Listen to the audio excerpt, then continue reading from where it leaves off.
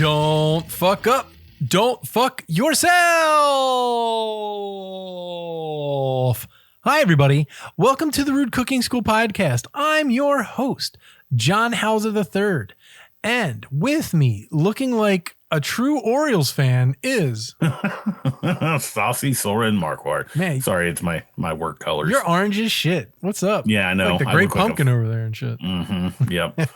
And my build is not helping the situation. Hey, man, I wear shirts in colors like that all the time when I go to the Orioles game or when I go to sleep because I got all those free Orioles shirts that I get that are like double XLs that don't fit me. I'm like, t-shirt time for bed. I won't get run over, at least. That's true. You won't get shot by a hunter. Yeah. Crosby wore a shirt like that today because it was like school colors day and his school colors are dark blue and orange. So he's like, I can wear my jean jacket today, right? And I'm like, yeah, I guess it's blue. He's like, I'll just wear an Orioles shirt underneath. I'm like, all right, cool guy. Watch out. Yeah, ours are black, white, and orange. Nice. How's it going, man? Not eating a lot of food there, are you? Not cooking a lot? No, not doing a whole lot of cooking right now. No. Yeah, just not feeling it at the moment. Yeah. I live in La Vida microwave. Yeah. It's okay. What are you doing microwave wise? Oh, a fair bit of Stofers mostly. Really? You're going old school, huh? Yeah, because it resembles food for the most part, and it's easy, and I have a soft spot for the lasagna. Oh, okay. I haven't had that in years. I was always a Salisbury steak man myself. I have some of that too. I just hadn't gotten around to it yet. There's something I love about the microwave Salisbury steak edges that get that over microwaved crispiness. Mm-hmm. Yeah, I know what you're talking about. I mean, it's not crispiness. It's like a hard rubberiness, because microwave doesn't really cook things. It's nostalgic. Yeah. Yeah. It just takes the moisture out. So it's just kind of like. It tastes like middle school. It does. And yeah, I ate a zillion frozen dinners when I was a kid. And I'll never fucking blame those things. They're the best. Like, for the sake of convenience and just because you don't feel like dicking with it, Yeah. I was trying to figure out what I've cooked this week, and I was like, I know I cooked a bunch of shit, but I kind of didn't. So like, I think Friday we got tacos, which was awesome. They do these things called burritos ilegales, or legal burritos, where you can put two meats in that motherfucker. Oh, and I always get like escandalo. Yeah, I always get trompa, which is pig lips, and usually chorizo, but this time I went really nasty and went trompa and chaquete, which is cheek meat. Hey. And the most fucking like unctuous, because their burritos are pretty like, it's meat,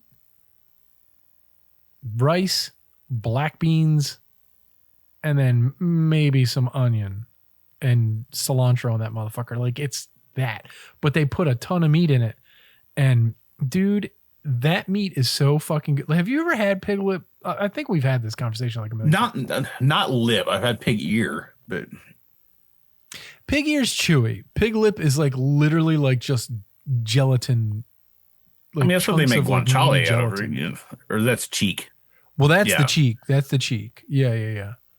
But yeah, the chaquete is like braised cheek meat, and it's so fucking good. And they have, lengua, and they have jowls and ear and stomach, and they've got all the pig parts, leg, head, and then they have, al pastor and the normal stuff and shit like that. But I always just like the unctuousness of that other stuff, because I'm like, the gelatin keeps me young looking. It's all like, the collagen. Yes. Yeah, it's like I'm a collagen vampire. You do have a certain glow about you today. Yeah. So. Well, that's the booze, I think.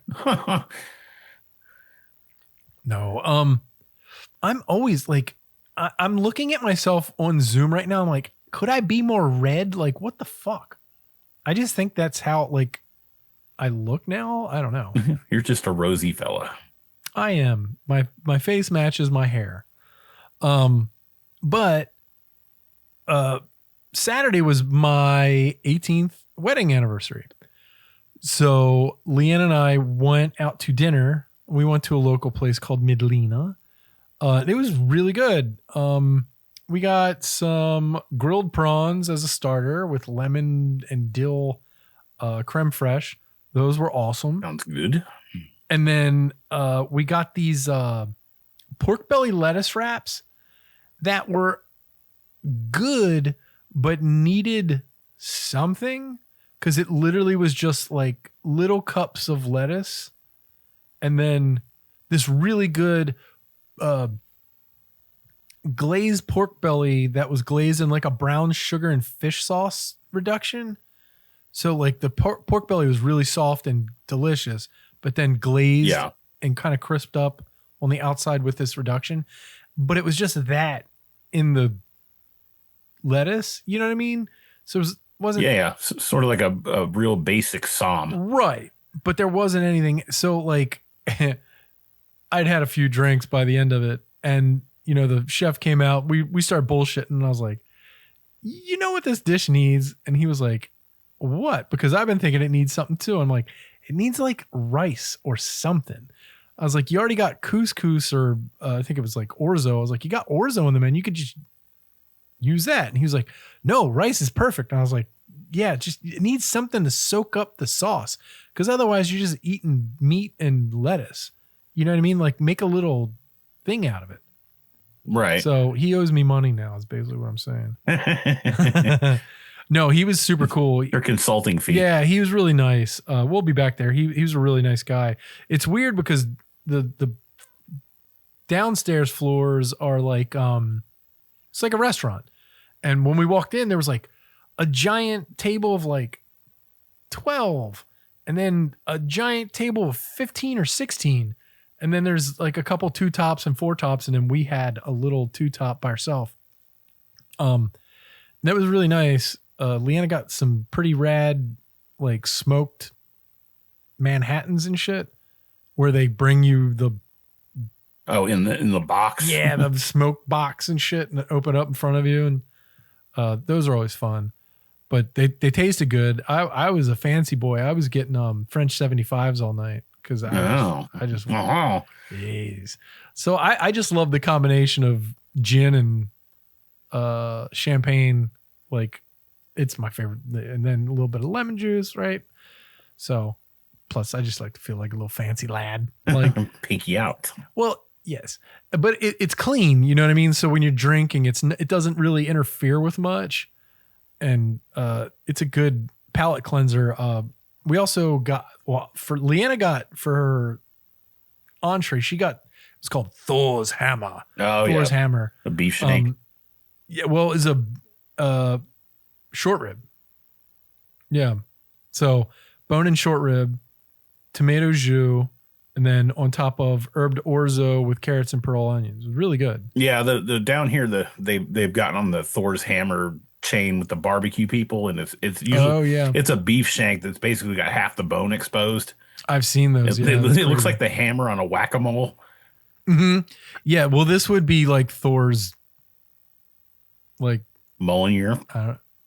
No, like it's way smaller than one of those guys. Like I'm trying to think of like Thor's cudgel. Maybe it's not a hammer. But no, it was really good. She was actually disappointed when it came out. And I was like, what's wrong? It looks pretty fucking good. She's like, no, it's delicious. But she got confused and thought it was like a steak.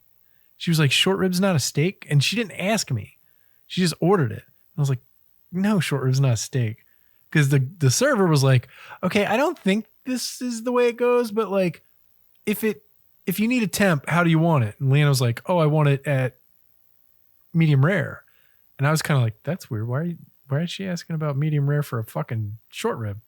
But I didn't say anything because I didn't want to be like, well, actually, I didn't want to be that guy. Yeah. So I didn't think anything of it. I thought she just knew she was getting a short rib. And then when it came out, she's like, this isn't medium rare at all. And I was like, no, you cook the shit out of those things to make them fall apart. Like that thing's probably been cooking for 2 or 3 hours. Mm-hmm. And then she was like, oh, I kind of just wanted like a steak. So the next day I made steaks for everybody. And then we had steak tacos the next day or 2 days later. Well, there you go. I got a whole bronzino, which I haven't gotten in a long time. Damn, it was fucking good. And it actually inspired the next day. So it was a whole bronzino cooked absolutely fucking perfect. I mean, the white meat was delicate and soft. The, weird end parts were like perfectly gelatinous and oozy, like you kind of want in a really perfectly cooked fish. The skin was crispy. And then it came with like this combination has always been one of my favorites since the early 2000s. It's potatoes and olive tapenade. Have you ever had it? Mm-mm. I don't like olives. Oh, that's right. Okay. So you know what olive tapenade is, right? Basically pureed olives. So when I was younger and it was like the early 2000s, probably let's say 2003, 2004, me and Leanna first got together. We took a trip up to New York and we ate at the French Culinary Institute, which is a great cheap eats for anybody listening. And I think they still do this, where you get a reservation at the French Culinary Institute on like a Friday or Saturday or any night, I think. But you get waited on by the kids that are going to school there. And they rotate them out weekly. So one day you're a waiter, one day you're a server, one day you're the, chef, one day you're the sous. You work at every station in the restaurant to understand the ins and outs each week. It's really interesting. But because it's a teaching school, the food's offset by the tuition, so you don't pay New York prices. And you get a really good fucking French dinner. And it was either there or no, it wasn't there. It was there was a friend. His name was John Keller. He's a friend of a friend, and he was the head chef at a restaurant down in between Avenue A and B on the Lower East Side. And we went down there and ate at his place. And he had this thing where he did a ring mold of mashed potatoes and then like a 1/4 inch of olive tapenade on top of it. And I was like, what the fuck is that? Like, okay, that's weird. And at the time I was like, this could either be great or terrible. And God, it was so fucking good. The combination of creamy potatoes and earthiness, and then the butter and the cream offset the saltiness and that black olive, like, good black olive, not canned black olives, but like, Kalamata olive taste. It's such a good combination. So again, the next day when I did the steaks, because we were talking to about Crosby and his favorite thing in the world are Kalamata olives. I was like, have we ever done this for you? This combination? He was like, no. So we had, all we had was steaks and mashed potatoes with Kalamata olives on them. I didn't make them fancy. I just glorped a bunch of Kalamata olive, like tapenade on top. Like I was like, I'm not doing the ring mold. No. It's too much fucking work. But this place did little, half inch cubes, like I guess that's like a medium dice on the potatoes, and they were crispy as fuck. And then with the olive tapenade, it was so fucking good. It's such a good combination. Nice. Yeah, it was good. Oh yeah, I was very happy. And everyone was very happy for the anniversary. Hooray. Nice. Well, congrats on 18 years, man. Yeah, man. Very happy. It's been very easy for me, not for her. She got to deal with me. She got to deal with me. So sorry. Okay. Do you want to get into the topic? Let's roll.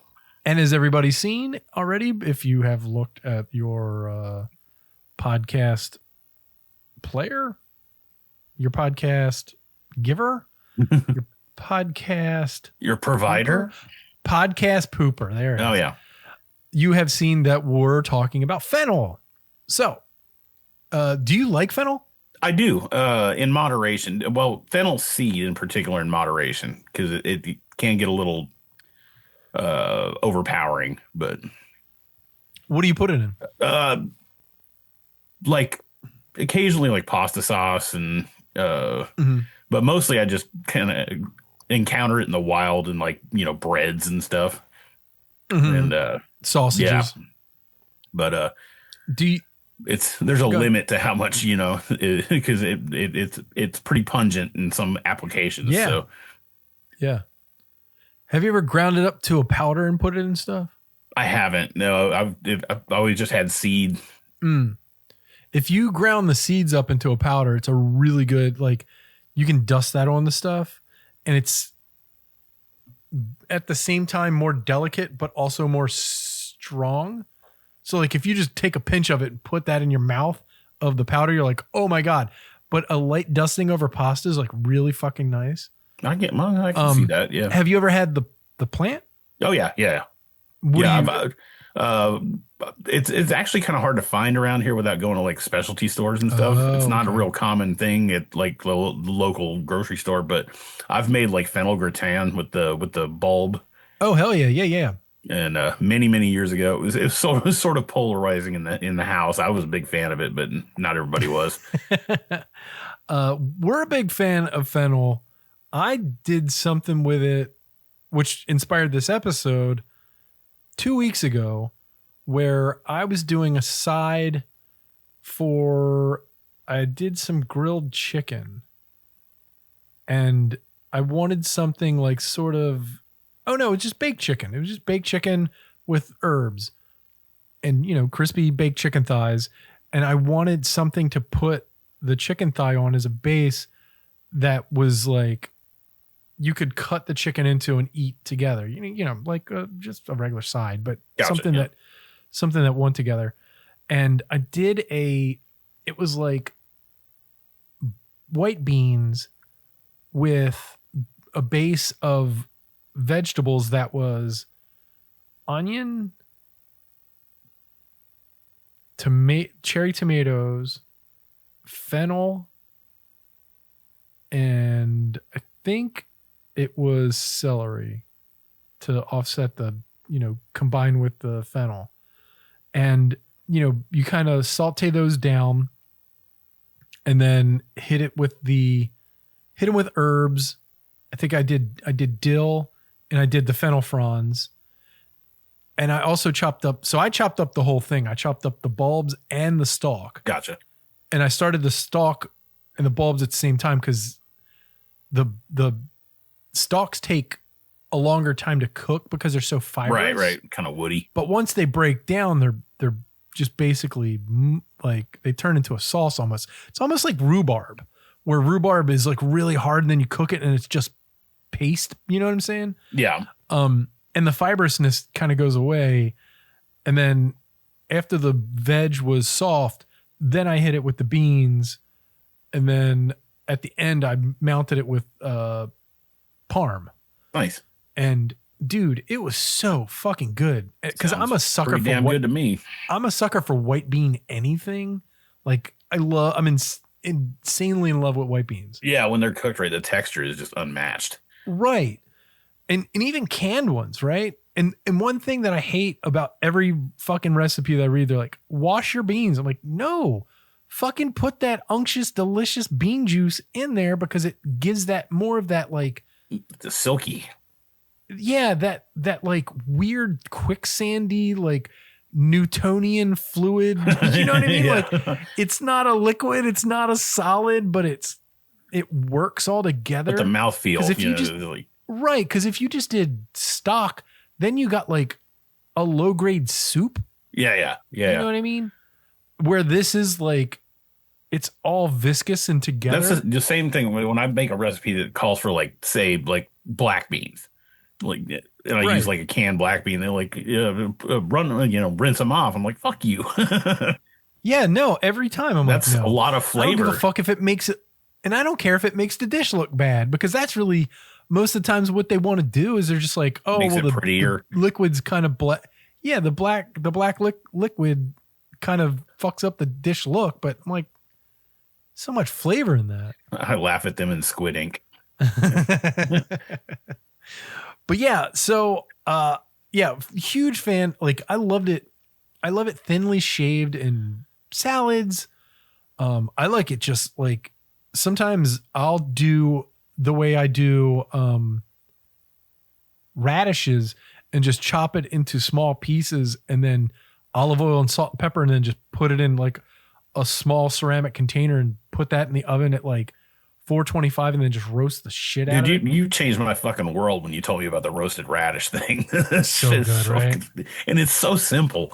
It's so simple and it's so stupid. And it literally like every time I've made roasted radishes for people, they're just like, ooh. And I'm like, no, try it. And then you eat it and like, what the fuck is this? It's not what it is. I'm like, yeah, I'm telling you. It turns into something completely different. And fennel does the same thing. And people are like, oh, no, I don't want it because it's, black licorice. And I'm like, doesn't taste like black licorice when it's cooked. It's sweet and it's tender, it's like a potato. Yeah. So let's get into it because I got some stuff to talk about on this joint. And forgive me because with all these episodes, I try my best with the I guess the what are they called the pronunciations the genus. Yeah. So fennel, Fenneculum vulgare, is a plant of that's in the parsley family, which is the family's called Umbelliferae. Which is a great word to say. It's my stripper which I've name. said 8,000 times in my head. And still probably fucked it up. Umbelliferae, with feathery leaves and yellow flowers. It has been used in Europe since the beginning of the classical era, and probably earlier both as a source of seed for flavoring and as a vegetable, in which case the stalk part is the thing that's eaten. It's now grown in moderately warm regions worldwide, mainly for seed, which I found very interesting because you see, like you were saying, like you see more fennel seed than you do fennel as a plant because a lot of people don't know what to do with it because it's bulbous and weird and pretty alien looking, right? Yeah, same here. It's kind of like I always equate it to like if bagpipes were a vegetable, because you got the bulb and then you got all the stalks coming out of it. It looks like there are three principal sorts of fennel. There are bitter, sweet, and then Florence fennel. We'll get into what they are in a bit, and let's start. Bitter fennel, the origin is basically wild fennel. It's native to Southern Europe, and it's now grown in mainly Central and Eastern Europe for seed. It is a tall, relatively thin-stemmed plant. The seed has a slightly bitter flavor, rather of like a celery seed, which is weird. It's not the flavor of the other two kinds, which is better known in Western Europe, America, and elsewhere as like the anise thing. But celery seed usually is a better substitute if you can't get bitter fennel. It's a very specific thing that I kind of looked into a little bit more, but there aren't. It's all like holistic medicine sites and like that kind of thing. It's a very European centric plant, bitter fennel. That tracks. A very English thing. Yeah. It's probable that bitter fennel was the only type that they used in the classical world, since there's no mention of there being more than one kind until much later. This is cool. Fennel had an honored place in Greek mythology, for it was one of the hollow stalks that Prometheus is said to have hidden the fire that he stole from the gods, and by bringing it to the human race, to have raised them from their former state of brutish ignorance. Incidentally, the ancients had another cause for being grateful to this mythical hero. The reason for the gods withholding the fire from mortals so that it was necessary to steal it was that Prometheus had tricked Zeus, the king of gods, into accepting fat and bones as the god's portion of animal sacrifices. So Prometheus fucked with Zeus and pissed him off. And then he's like, all right, fuck humans. We got to find something better. Let's starve these bitches out. I'm taking fire away from them. And Prometheus was like, shit, I fucked up. So he went up and stole fire And so in the stalks of fennel, and definitely in bitter fennel, there's like if you cut it in half, it's hollow, like a straw. Okay. But there's like this fibrous material that you can get rid of. So what he did was he stuffed the fire inside the fennel tube and then capped it off and then just kind of walked out of just like nothing to see here, just walking with my fennel. And everybody's like, yeah, pretty normal. So yeah, it was pretty weird. And that's how the humans got fire back. Thanks, Greeks. Thanks for making it weird. So here's a fun story. So there was a guy who was a Greek historian who observed that the Greek author Athenaeus stated that fennel was put with brined olives in pious memory of the Battle of Marathon. But it wasn't so. Athenaeus was quoting a joke from a 5th century BC comedy. The joke was based on the fact that there's no connection between the herb and the battle. But in Greek, the name of fennel is called marathon. So people think constantly that marathon has to do, like the place marathon has to do with fennel, and it's kind of not, but it is. It's really weird. There's a lot of gray areas. all that shit that goes back, and they're like, oh, and I've read 8,000 things that were like, no, this is true. No, this is true.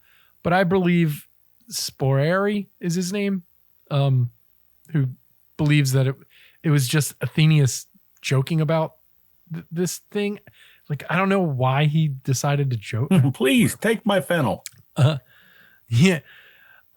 Roman cookery made much use of fennel, which is often mentioned by our boy Apicius. Apicius? I always say his name wrong. Apicius. Apicius? Apicius. Yeah, there it is. Fuck. He was like the first dude to start like writing cookbooks. The seeds were included in seasoning mixtures of herbs and spices, and the stems were chopped up and put into mixed stews and pickles.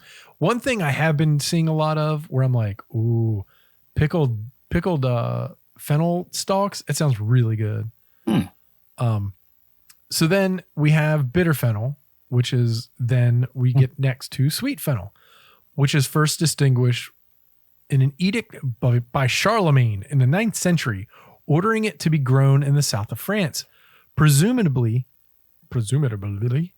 it originated in Italy. Sweet plants have a tendency to revert to bitterness when old, showing that they are not a separate species from the old stuff, but the seeds and the stems have a mild anise flavor, which is bitter and which the bitter one totally lacks. So the anise flavor is where we start getting it, right? From the sweet fennel. It gained popularity rapidly. And it was spread by Arab traders all over the Middle East and into India. Then it got to China. In the East, it's mostly used for its seed. Flavorings of the anise type were already in favor at the time, and the prolific fennel plant made a convenient source. So apparently it's pretty easy to like grow this from seed. Like it just fucking goes, which is really cool. I might want to try that this year. The fresh leaf is also used. It can be dried, but with some loss of flavor, while the seeds keep really well in terms of like that fennel flavor. And actually it's like really concentrated. Indian people, it says Indian people chew at the time fennel as a breath freshener. Sweet fennel is one of the ingredients in gripe water at the time, which was a soothing drink given to babies, which is, I think, a really good name for something to give to babies. Gripe water. Better than shut the fuck up water. But yeah. Sweet fennel became firmly established in the medieval European cooking, mostly as a flavoring, but also as a vegetable. A special type with comparatively thick stalks is a traditional vegetable salad in and around Naples, which is called carcella. The taste of fennel goes well with fish, and many old and new fish recipes combine the two. Fish does go really well with fennel. There is a Provençal dish called grilled au fennel, which is dried fennel stalks that are burned under the fish to give it an aroma of like smoky anise, which is really interesting. Huh. And then we have last Florence fennel or finocchio as a vegetable. This is what we eat, the vegetable. It has a short, stumpy plant. The base of the leaves, the base of it's like a bulb almost. Mm-hmm. And it's like the way they describe it is like it's a base of leafy stems greatly thickened into a solid overlapping mass, which might be as large as a fist. And if you cut into it, you'll understand it. Like for a person that doesn't understand what fennel looks like, if you know what the bottom of celery looks like, the white part that kind of like scoops out, imagine that like really, really wide, almost the size of your hand if it's kind of open. And then you layer that on top of each other. It's really interesting. The way fennel grows together, it's really wild. So this is earth. I can't describe this. This is earthed up as it develops to blanch it. So what they're saying right there is, do you know how white asparagus stays white? I don't. So when asparagus is growing, when it comes out of the ground, it's white. So then they just put more dirt over it. And then, okay. It comes that makes up, sense. and they then. put more dirt over it, and it comes up. All right, yeah, the light bulb went off after. So it never gets chlorophyll, so it stays white. So they do this at the bottom of fennel plants to keep the bulbs white, because the chlorophyll kind of toughens it up a little more, makes it a little more stringy, they say.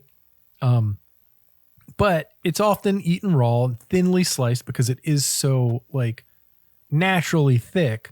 If you want to eat it raw, it's pretty tough. So if you have a mandolin, you slice that joint up, it's really good. And it's got that's what I did when I made that gratin. Yeah. And it's got a really good crisp texture. But it could be just as well sliced thickly and braised or fried or steamed, and served as a hot vegetable.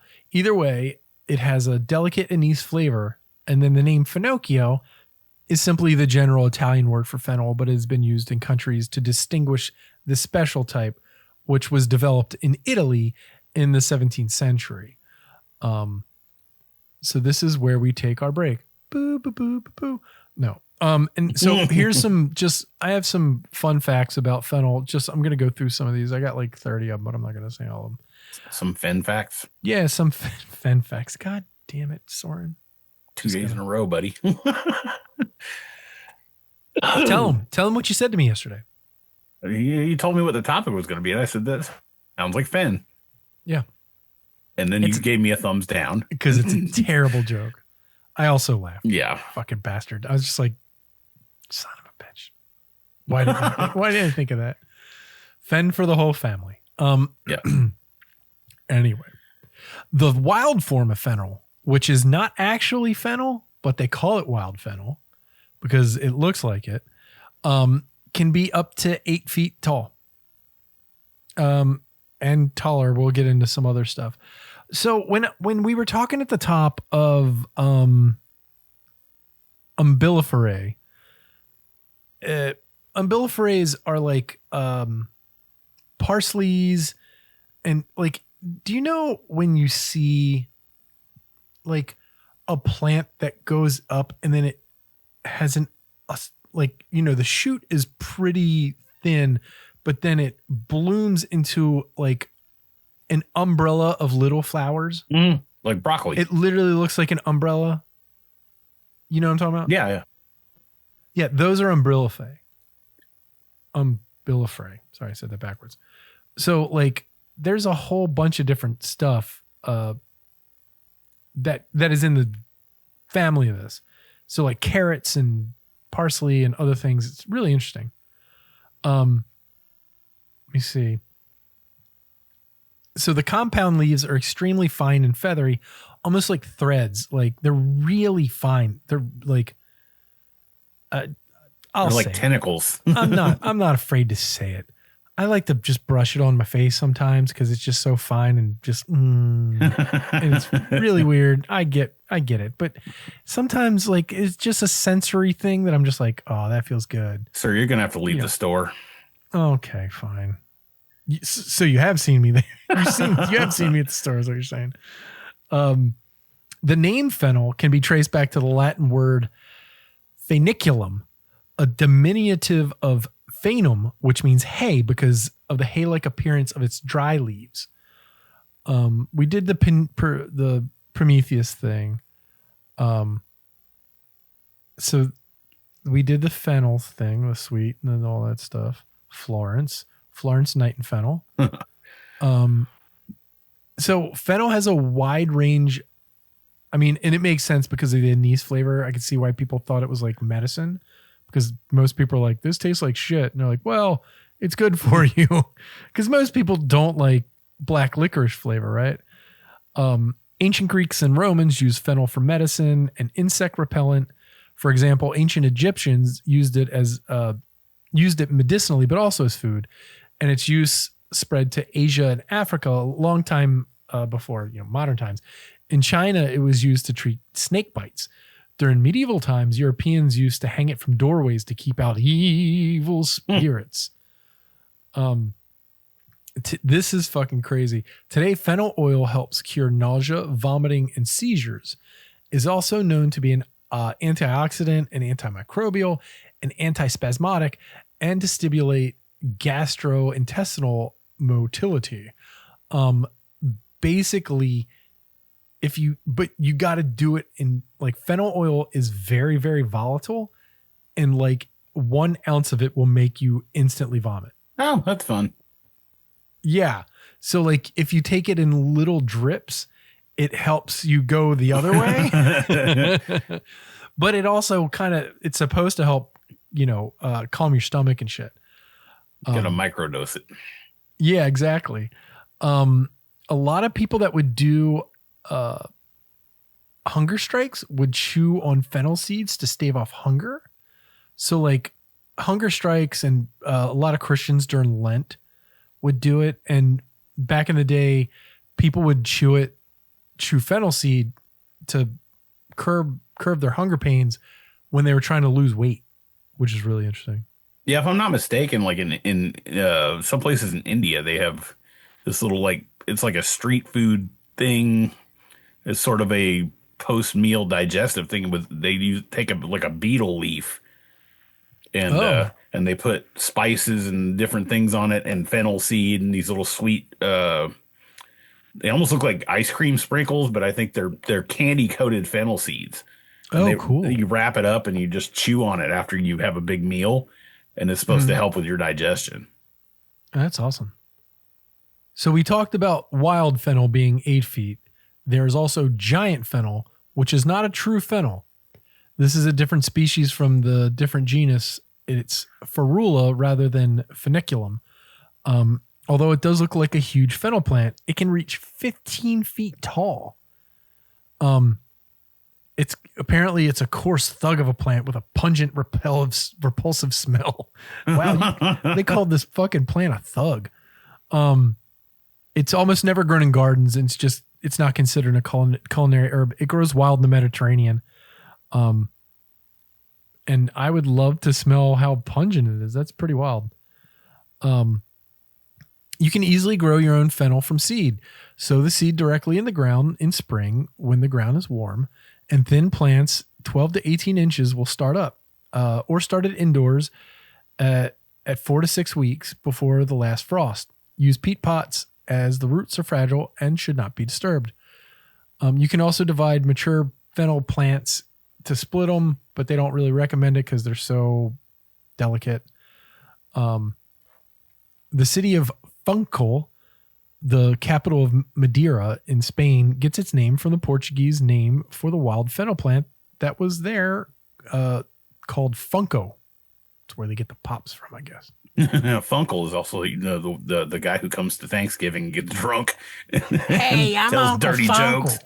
Uncle Funkle. Oh God, that sounds like a goddamn like white boy funk band. Hey everybody, we're Uncle Funkle. So we talked about the blanching, which I never knew it was called blanching. I'm sure there was a technical term, but when you cover it up, and that's called blanching it. So once it got to about a size of an egg, they'll start blanching it, just covering it with dirt. And then I guess what they do at the end is they just spray it all off. Because I was fascinated. I was showing Crosby in France, they're obsessed with white asparagus, and they had these rows of just dirt mounds, and the tool that these guys had were like an extra long shoehorn, like a thin long shoehorn, where they would just kind of go down beside where they knew the asparagus was, and then they would kind of just like push it, and you would hear it crack, and then they would pull it out, and those things would be like 15 inches long, and probably about an inch to an inch and a half round. They're thick as fuck. Yeah, apparently asparagus takes a good stone age to grow. Really? Yeah. I don't remember that when we covered it. I remember being in Italy and eating white asparagus and being like, oh, this is how it should, like, because they just cooked it perfect and shit. Like, they just know how to do it. I've never had white asparagus in America in a restaurant. I've cooked it myself and it's fine. But like, I guess whatever sauce they put on it was awesome, Yeah. Let's see. Apparently you're not supposed to plant fennel near dill. They fight each other, which is good. Makes them both taste like shit, which I'm like, oh, that's interesting because they're kind of the same plant. Fennel also makes a great larval host for parsley worms, which I'm going to show you these guys right now because they're just pretty as fuck. So this is a parsley worm. Look at that little guy. Hold on. I mean, he's not a little guy. He's a chunky guy. And he's a chunker, yeah. But when he gets big, he turns into that guy. Wow. Well, that's pretty. They turn into black swallowtail butterflies. They're beautiful. Fuck parsley. Those are prettier. Yeah, exactly. Right. And they probably taste better. Yeah, without a doubt. You mean the butterflies? Yeah. The butterflies taste better? Yeah. For me, parsley tastes like lawn clippings. It's just. I like parsley. Have you ever made like a parsley sauce for steak? Nah. Really? No, chimichurri. Yeah. Never made chimichurri? I have, but not. There's other overarching characters in that story that sort of carry the weight. Well, the vinegar and fine. And then parsley just tastes like green. It really does. You can use fennel stems as a biostraw, which is fucking stupid. But you can totally just cut one end and cut the other end, and I'd rather just use a Tim Tam. Yeah. Ooh. Okay. And then last but not least, I'm going to go into a little bit of witchy, because fennel's used in like magic with a CK. Yeah. Anything herbs is going to be, there's going to be a little crossover. I figured there was going to be, some stuff. So it's folklore and symbolism are fascinating, with ancient beliefs associating it with protection, courage, and warding off evil spirits. When growing fennel, it's essential to know that it thrives and it gets up to 6 feet sometimes. Harvesting fennel at the right time is crucial for its culinary and medicinal value. And so it has a long history in Europe, which we had talked about. It's grown plentiful around the Mediterranean basin for millennia. It's mentioned in this thing called the 9 Herbs Charm, which is a 10th century Anglo-Saxon poem about the magical uses of common herbs and it gives its name to several locations, including Funchal, Portugal, which we talked about.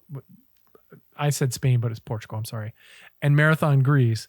But okay, so I looked this damn poem up, and this poem's fucking wild.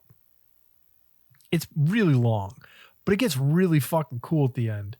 And it's just talking about how like a fucking seal sent it across the sea, right? It's like a fucking Iron Maiden song. Yeah, exactly. A vexation to poison, a help to others. It stands against pain. It dashes against poison. It has a power against 3 and against 30, against the hand of the fiend and against the mighty devices, against the spell of mean creatures. There is apple accomplished against its poison, that she, the loathsome serpent, will never dwell in the house. And that's just a small point. Like, dude, I fully think bad as shit.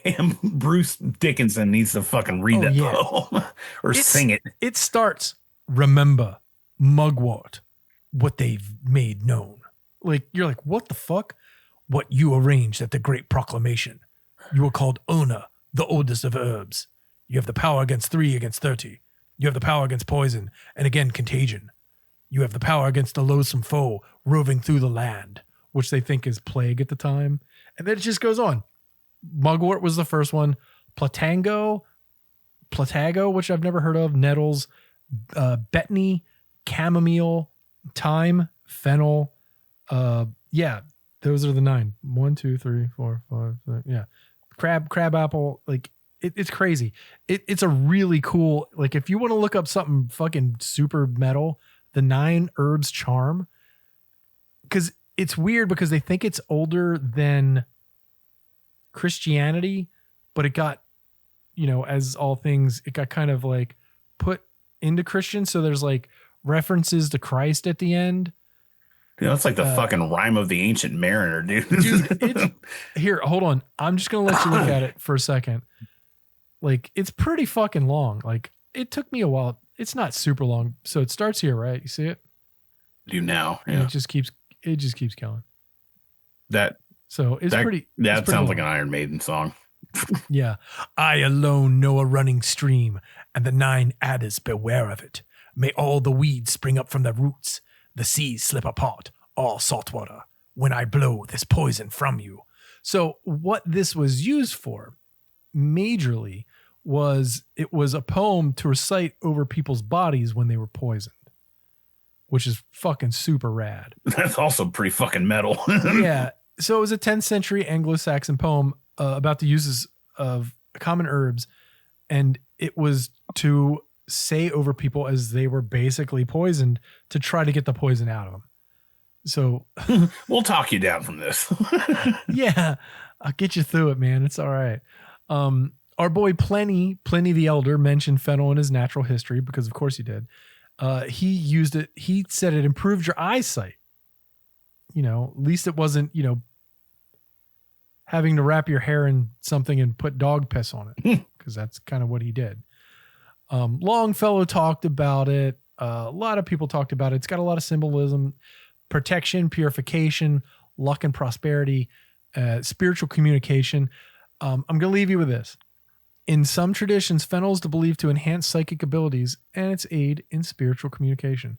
So the more fennel you eat, the more you can talk to others just by brain juice. So sweet. There you go. Gonna have to put that in my back pocket. Hell yeah. I'm going to start eating more fennel and just start staring at motherfuckers. And they're going to be like, what are you doing? I'm like, dude, we're just going to just start fucking like housing fennel and we can do this whole podcast telepathically. Awesome.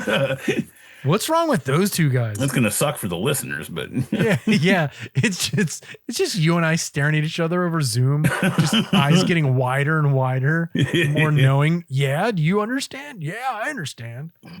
So there it is, everybody. Fennel. I hope if you've not tried it, you should go out and try it. Like at least the seeds. The seeds are really easy to get to. Like Soren said, you can find them anywhere in any spice aisle. Any spice aisle. If you can find fennel, the plant, you'll see it. Like just look it up on your phone or on your computer, and then go to they have it at Safeway by me. Like it's pretty easy to just get. Like most places around me, they have it, and it ranges sometimes from like I said, the size of a fist to the size of a softball. Like some of them are really, really big. They get pretty stout. And it's great in salads, thinly sliced. It's great cooked. Like we said, try it out. We hope you like it. So that said, thank you for listening to the Roots Cooking School. How many times I said this? I couldn't fucking get it out. You went plural. Yeah. The Rude's Cooking Schools. Jesus Christ, everybody. Thank you for listening to the Rude Cooking School. We really appreciate it. If you could tell your friends or your family or anybody you know that's into cooking about the podcast, we would really appreciate it. Word of mouth is how we get out there. We don't pay for advertising because that sucks. I'm not paying Facebook to try to get engagement. It sucks. It's stupid. But if you tell your friends, we've seen a lot of it happening lately. This whole month has been really big. And a lot of people are telling each other, and I've noticed it's fucking gone banana peppers. Thank you, everybody. We really appreciate you listening. And if you made it this far, you're a goddamn hero. So thank you, everybody, for listening to the Rude Cooking School podcast. I'm John Hauser III. Don't yuck my yum. I'm Saucy Soren, Mark Wart, and have a good night, y'all. Yeah, fucking garbage everything and see you guys later. Peace.